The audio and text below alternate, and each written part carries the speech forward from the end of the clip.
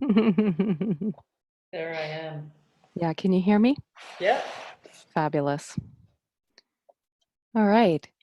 So I'm going to take a moment to welcome everybody. Hi, this is Chris Quinones speaking from Rasayana in the Boston area. I am a licensed massage therapist and Ayurvedic health counselor that practices in Somerville, Mass.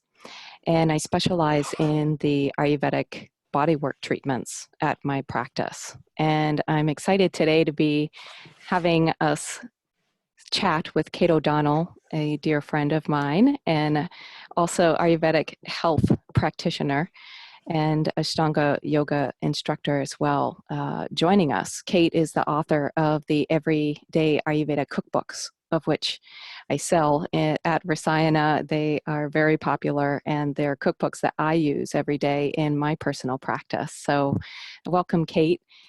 Just want to thank you again for joining us. I've been a big fan of your cookbooks and how you present this notion of an Ayurvedic diet for what is our modern day living, because we nowadays are becoming more familiar with what Ayurveda is and how it can help us, yet we do not have the luxury as the yogis thousands of years ago may have had of 8 or 10 hours a day to sit and contemplate the nature of life. And so how we take these kinds of nuggets of wisdom and apply them to our modern lifestyles, where many of us have families and careers and commute times that we have to take into consideration when we think about our meal planning. And because there's such a sea of information out there around how to approach our diet, it can be pretty tricky. And that's one of the things I love about an Ayurvedic diet is how it simplifies things. So before we jump into that, maybe you want to take a minute and introduce yourself to the group and let us know a little bit about what maybe inspired you to write these Everyday Ayurveda cookbooks. Hi, everybody. I'm coming to you today from Portland, Maine, and I also still am in Boston part-time. And I started practicing in Boston. So I was working with an urban community with Ayurveda. And I realized pretty quickly that a lot of people did not cook food. And that was surprising to me just because it's so expensive to eat out, Yeah. But that was why I was like, whoa, really? But it just kept coming up over and over again that, one of the first things the doctors in India said to me, 20 years ago when I first started working with Ayurveda, I didn't know anything about it. I just happened to be in India with severe digestive problems. And the doctor said, don't take outside food. It's the less you take outside food, the better. And outside food means like food outside the home. So whether it's something you prepare yourself or a family member or a friend, it's like homemade food, like Right. home cooking, as we say. Yeah. And I firmly believe that home cooking is the key to actually maintaining health. It's this like feedback loop where you're putting your energy into the creation of healthy, high prana food. Exactly. That goes into your body, so there's this like energy feedback loop that's happening where so many of my clients in the city just they didn't know when they were eating, what they were eating, or that they were eating in any given Right. moment. Right. So the Right. attention just wasn't there. And so I quickly realized that we were all going to crash and burn unless I made the recipes like so simple. Yeah. So I started as there are these foods that we often come back to in the Ayurvedic diet, or the spices, or how to use them. And so I was saying the same thing over and over again a lot of the time in the beginning. And so I had this little file going of recipes that I would just shoot out to clients. And that was how the book kind of began. And it seemed to me that I would just be repeating myself a lot less frequently if I just Wrote a book. Yeah. wrote it all down. And it wasn't that I ever set out to write an Ayurvedic cookbook, or to be a specialist in Ayurvedic diet or cooking or anything like that. It was really that necessity is the mother of invention. And that was what so many people were struggling with, that I just needed to create something to help us along the way with that. And I think as much as necessity is the mother of creation, simplicity is the mother of operationalization.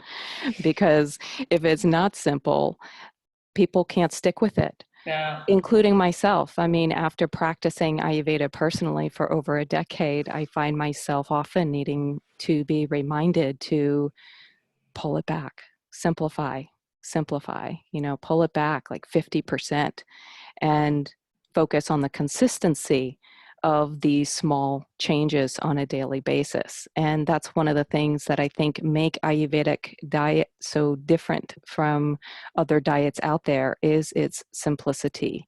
And I think that simplicity in part comes from how nature's rhythms are the metronome to our lives.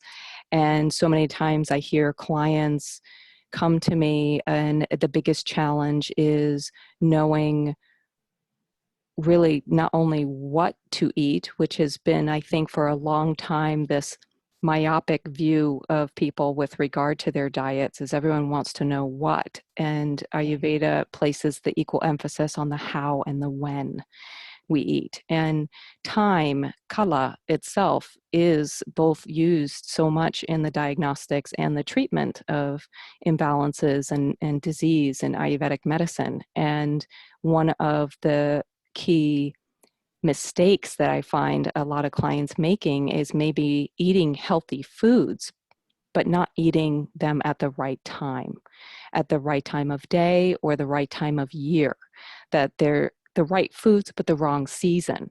And that, nature has these built-in rhythms in the microbiome of the soil that produces the shoots and roots of our foods. And those microorganisms nourish our guts for said season. And by eating foods that are not seasonal and not in rhythm with those cycles of nature, produce a lot of complications in our gut and digestion that I think could be so simply remedied by knowing what those cycles are per season. So tell me a little bit. I notice in both of your cookbooks, you break down your recipes by season and give even seasonal shopping lists there. Can you help us maybe understand a little bit more clearly how someone identifies the shift? I mean, right now we're approaching the solstice again, and we're leaving summer, and we've recently had a heat wave, and so some of the needs from our nutrition during that week would be different than the kind of climate we're experiencing today, where it's very cool and damp and some whispers of the change in season here in the Northeast anyway, as we prepare for a different season. So can you talk about what maybe someone should be preparing their pantries with as we're preparing for this transition out of summer into fall? Well, I think the main thing that people will notice in is the change in the qualities in the season. Mm. So we're going from sort of hot and humid to cool and dry. So we're going through this little storm right now. But as soon as this storm passes, people are going to notice that kind of crispness in the air. That's right. And That it's, autumn air. yeah, I notice it in the membranes, my eyes, my nose, my lips. You start having to be like, where's my chapstick? You haven't used it's in your winter coats. You haven't used it for months, right? But you're looking for your chapstick. And it's the same way with the membranes on the inside of the digestive tract. Like they're like, where's my ghee? Not my chapstick, but where's my good oils? My thick oils like ghee and sesame oil, which back in that heat wave might have given you diarrhea to eat sesame oil or ghee. It just would have raced right through your body. Wouldn't have wanted that because the qualities of oil are very similar to that of hot and humid weather. So the body kind of kicks it out, whereas the body will crave the opposite qualities to what's present in the season. So as we feel the air becoming cold, it's like the first thing I do is I start cooking my food.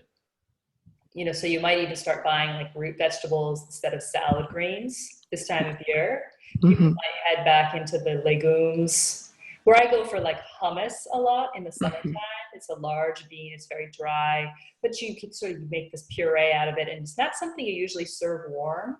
So Right. hummus like works nice in the summer, but in the fall, if I eat like hummus on a salad, I'll be cold, I'll be feeling gassy, I'll be feeling unsatisfied. Right. So I start reaching for like the lentils and the rice, the quinoa, And the beans. more dense, heavy quality foods that will Exactly. bring that quality of balance to that light, mobile quality of Yeah. the late fall and winter.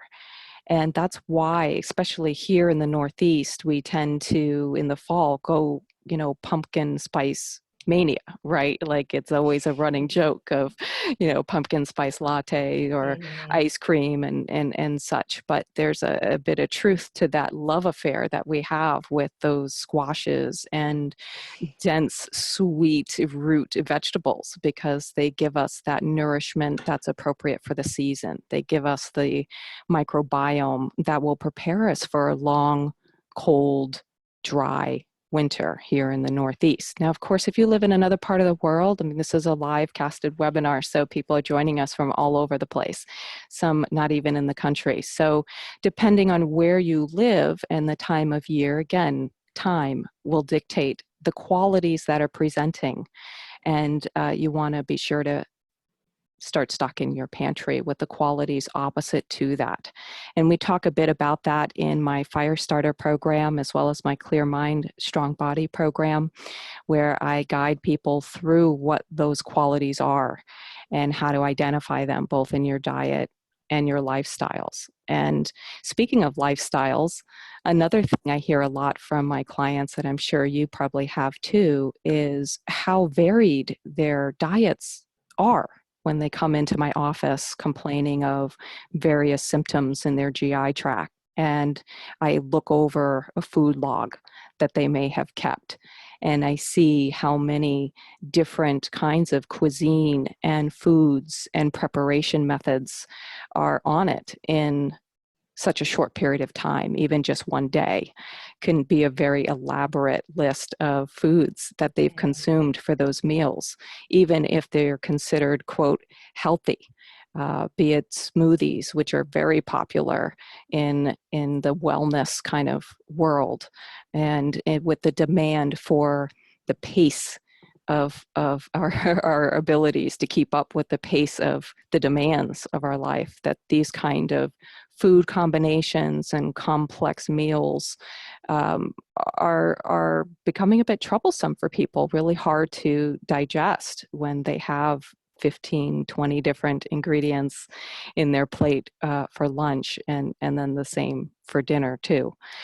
So I find an Ayurvedic diet is different from others in that it's a lot more simple.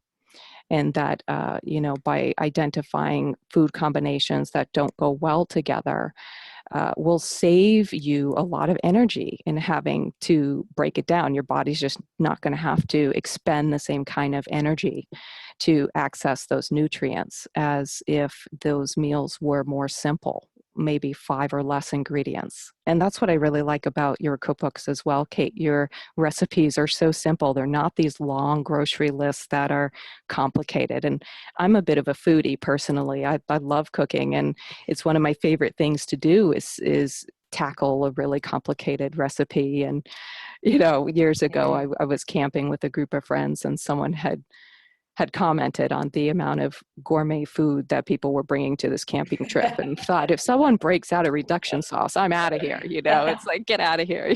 But being a small business owner myself, and also having much of my day-to-day hours and such intimate contact with clients, being a body worker, I have to make sure that my own energy levels stay consistent, and that I'm able to prepare my meals in the same fashion I advise my clients to prepare them, while balancing a busy practice and a job that is quite physical in nature.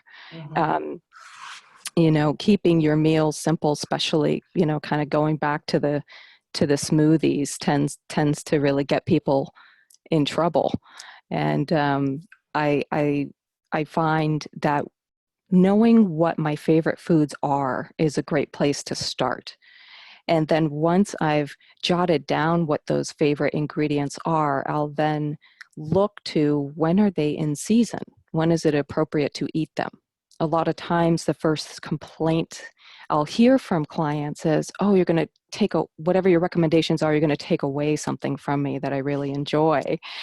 And really it's about reframing it to, no, you can have that food, but maybe at a different time of year when your body was designed to be able to process it more easily. And that again goes back to the right foods, wrong time kind of thing. So I think that those food combinations and making it really hard on the gut also are a disservice to those who may be investing a bit of money in supplements as part of their wellness approach, where I find now, everyone seems to know the therapeutic value of turmeric. And there are turmeric capsules and tablets that people are, claiming off of the shelves at a rapid rate, I think, as part of our culture being a supplement-driven culture. But certainly understanding that without a strong and regular digestion, without consistent daily elimination, it doesn't matter what supplements you're taking if your body can't access it and break it down. Would you agree? Yeah, and I think the thing with supplements is also culturally there's a concept that like more is better, Right. which isn't quantity is another thing we take into account in the Ayurvedic diet. Exactly. And what is the correct time? What is the correct amount? So Right. I think that the potency of what we take in is more important than the quantity. So most of the food's potency is best when the food is taken in its natural form. So even like studies happening now on supplements are discovering, like turmeric is a great example, that curcumin, when they take the so-called active ingredient away from the rest of the turmeric root, it doesn't actually have the same effect in the body. So Exactly. the synergistic thing that's happening, that is, there's so much interdependence, Right. and so much complication that a double-blind study, it's a different way of seeing. You can't compartmentalize the potency of a food. Yeah. It has to be taken in its original form and digested, as you say, with the mullah or the waste products eliminated, and Exactly. the good products absorbed and assimilated. And that's a Exactly. complicated process that also has a lot of interdependence. Absolutely. Absolutely. And we have just a couple of minutes. I want to keep this short and tight. I'm curious, we've talked a little bit about what the common mistakes are for people. Where can they begin? Where can they start if they want to be bringing in an Ayurvedic diet into their lifestyles? Certain types of tools or equipment they should have in their kitchens to start with, would you recommend?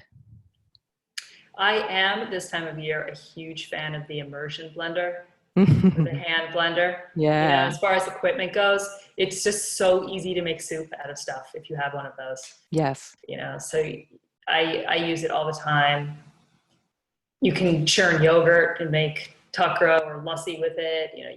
You can just bake a squash, add a can of coconut milk and some spices, and you have this like amazing like orange creamy soup. And people just time and time again, people are like, I can't believe how good this tastes. Yeah. And there's like 3 ingredients in it. Yeah, I just made your one of your green soups this morning, So for good. breakfast, and it was just so easy, and now I have this like awesome, light, energizing meal that literally took me only like 20 minutes to make, and the cleanup is pretty easy too. I think when it comes to preparing your foods and the commute times that most modern people are having, particularly around the Boston area or other urban areas, having some stainless steel insulated thermoses to transport their food that'll hold up to those train rides and bike rides and backpack smushings that are exactly, exactly. It's like stainless steel city, right? And certainly kind of weaning out the plastic in our lives and from the planet for sure. But also just having glass mason jars and cheesecloth for ghee making and a basic microplane for shaving and grinding your herbs and making those spice mixes fresh. As you need to, and storing them certainly in glass jars are kind of my standbys of where to begin prepping your pantry.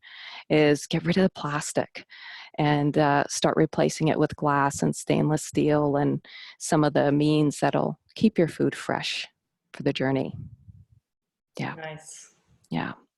So if anyone has any questions or if you would like to know more, let us know. Leave a little heart or a like in the comment section. Let us know what you're thinking about, because I'd like to do more of these webinars and reach out to other Ayurvedic practitioners and talented people in the wellness industry here, both in the Boston area and abroad, because as Ayurveda continues to integrate into our daily lives, I want people to have a real thorough understanding of both its depth and its simplicity, that it is unique and it's built for you.